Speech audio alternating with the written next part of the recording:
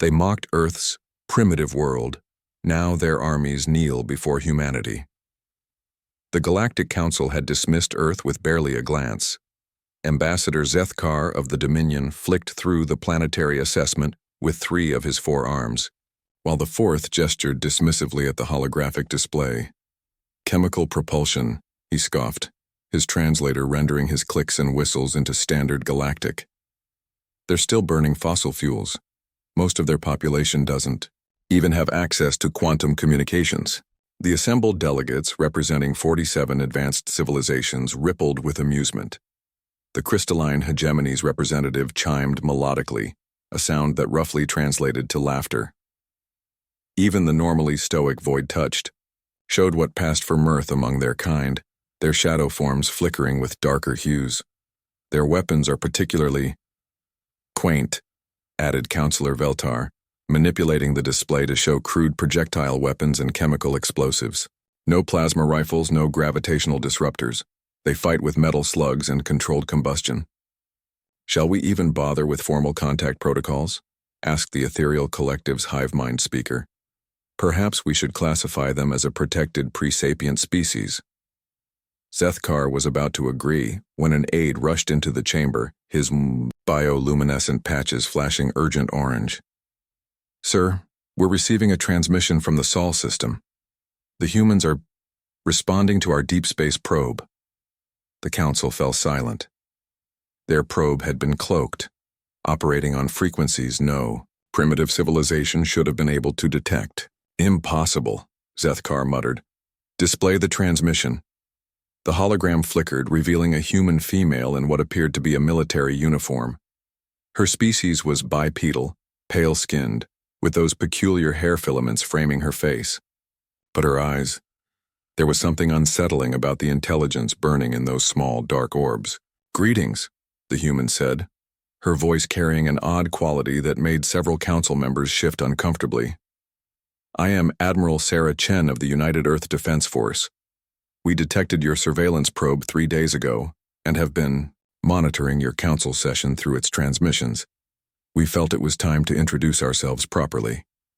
The chamber erupted in chaos. Impossible. Their quantum encryption was unbreakable. Their stealth technology was perfected over millennia. The human continued as if she hadn't just shattered their understanding of galactic security. We appreciate your colorful assessment of our capabilities. You're right about many things. We do use chemical propulsion for most of our vessels. We do fight with metal slugs and controlled combustion.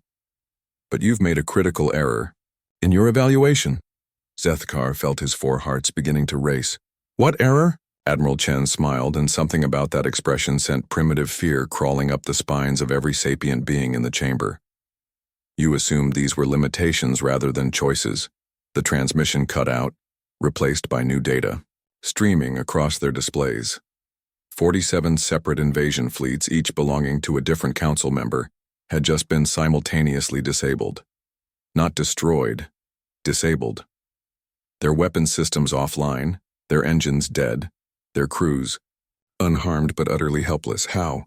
Whispered the crystalline hegemony's representative, their harmonic voice cracking with disbelief. The answer came not from their speakers, but from behind them. Every delegate spun to see a human male standing in their supposedly impenetrable council chamber. He was unremarkable by human standards, average height, wearing simple clothing that looked almost primitive compared to their advanced materials. But he had appeared inside their most secure facility without triggering a single alarm. The same way we've been listening to your communications for the past 50 years, the human said calmly. The same way we mapped every one of your worlds, cataloged your defenses, and studied your psychology. You see, when you're as primitive as we are, you learn to be very, very careful. Counselor Veltar was trembling. Who are you? Captain James Morrison, Earth Intelligence Division. We've been waiting for first contact, preparing for every possible scenario, including this one, where our neighbors might be less than friendly. The Yi. Displays around the chamber lit up with impossible images, human vessels that defied known physics, their hulls somehow bending space itself. Weapons that seemed to tear holes in reality, soldiers in armor that looked archaic but registered energy signatures that made their most advanced equipment seem like toys. Your assessment was partially correct. Morrison continued, walking among the paralyzed delegates as if he owned the chamber. We do use primitive technologies, because we've learned that sometimes the old ways work best. Sometimes, the most sophisticated defense can't stop a simple kinetic projectile. Sometimes the most advanced AI can be defeated by someone who's learned to think differently. He paused in front of Zethkar, studying the ambassador with those unsettling human eyes.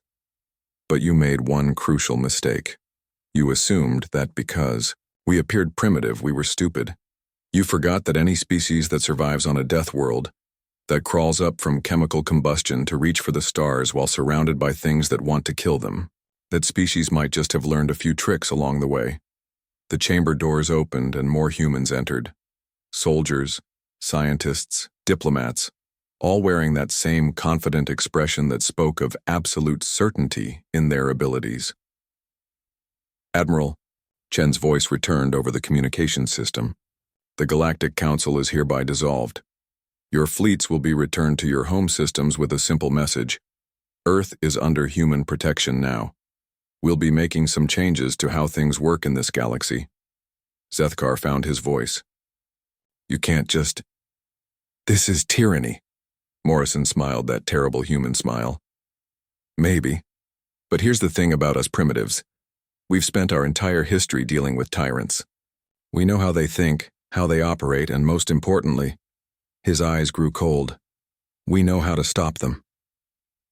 As the human soldiers began escorting the delegates away, Zethkar realized the terrible truth.